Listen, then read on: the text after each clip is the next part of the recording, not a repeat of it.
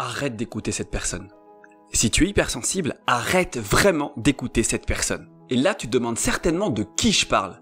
T'inquiète pas, tu vas comprendre au fur et à mesure. Je suis certain qu'il t'arrive parfois d'avoir à l'intérieur de ta tête ces voix qui t'empêchent d'avancer, de te réaliser pleinement. Une voix qui peut te dire « Surtout ne fais pas ça. Non, ça c'est pas pour toi. » Tu vois ce que je veux dire? Eh bien aujourd'hui, il est temps de te libérer de cette voix inutile. Donc prépare-toi, parce qu'on y va maintenant.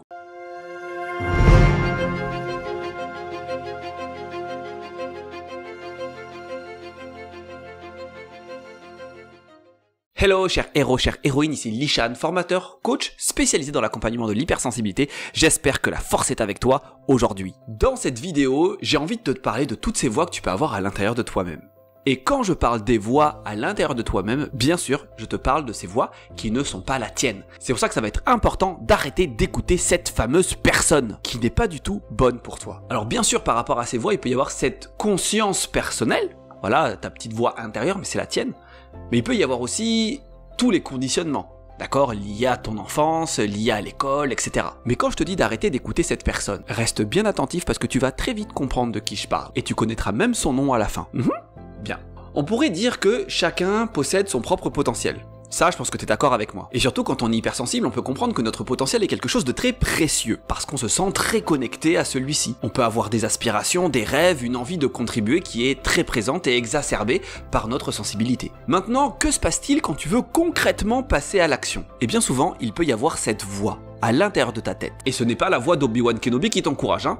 Pas du tout. Donc si tu te rappelles un exemple, peut-être qu'à ce moment-là, tu as voulu te lancer dans un nouveau projet, et là tu as pu te dire « Oh, j'ai la flemme, c'est trop compliqué, j'y arriverai pas. » Mais en fait, c'est la voix de qui? La tienne? Eh ben je suis pas certain. Parce que ça peut être la voix de certaines personnes qui ne veulent pas te voir réussir. Parce que ce jeu, quelque part, que tu utilises, c'est peut-être un tu.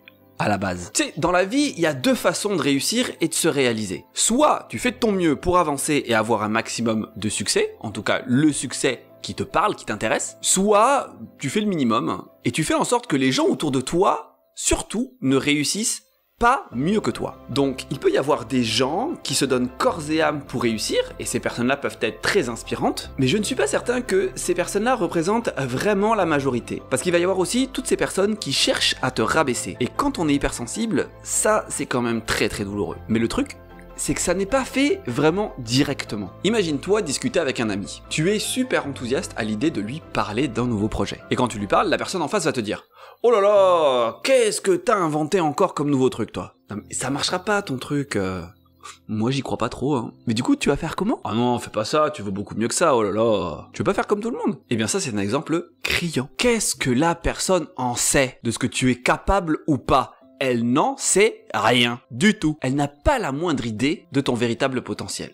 Ou alors, peut-être qu'elle en a une idée, mais là, c'est vraiment de la manipulation. Et c'est moche. Mais le truc, c'est que parfois, cette personne, elle peut être assez charismatique et même prendre une certaine place dans ta vie. Ça peut être un membre de ta famille, ça peut être un patron, ça peut être un mentor ou un pseudo-mentor. Et ce qui va se passer, c'est que souvent, cette personne va chercher à t'utiliser au maximum. Et tant que tu es bien loyal, voire même sous son emprise, eh bien, tout se passe bien. Ou en tout cas, tu ne vas pas t'attirer ses foudres. Mais dès que tu veux faire quelque chose d'un petit peu différent, qui ne va pas directement dans son intérêt, là, ça devient plus délicat. Mais ce qui est intéressant, c'est que la personne ne va pas te dire les choses directement. Pas toujours. Des fois, ça peut, et là, ça a le mérite d'être clair, mais parfois, c'est un petit peu plus sournois. Parce que cette personne ne viendra pas forcément te dire « Non, mais ne fais pas ça !» Même, il va y avoir souvent un silence gênant quand tu exprimes ce que tu veux. Tu vois le truc? Et là, toi, tu peux avoir envie de te justifier en mode « Non, mais c'est pas vraiment ce que je voulais dire, c'était juste une idée, en fait. » Et c'est là que tu vas entendre résonner la voix de cette personne dans le silence, comme si tu pouvais entendre ce qu'elle ne t'a pas dit directement. Et c'est assez pernicieux. Et c'est là que tu vas me dire, non mais Lishan, elle l'a pas dit directement, donc s'il faut, c'est juste dans ma tête. Eh bien, c'est là que ça devient très intéressant. Parce qu'en fait, cette personne l'a dit, mais elle ne te l'a pas dit à toi directement. Suis-moi.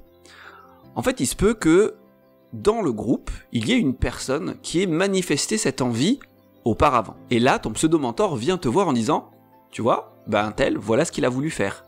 Eh bien franchement, après tout ce que j'ai fait pour lui ou pour elle, ben je trouve que c'est une forme d'ingratitude incroyable.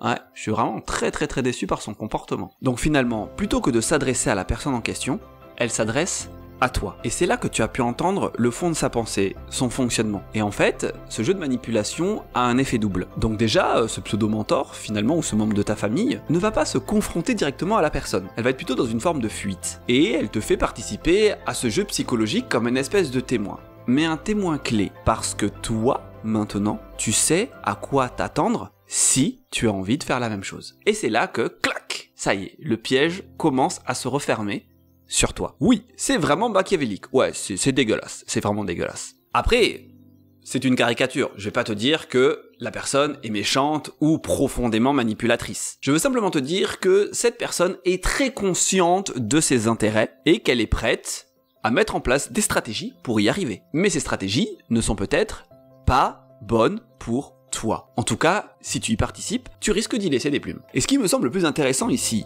c'est de sortir de cette idée de la moralité. Est-ce que c'est bien ou est-ce que c'est mal ?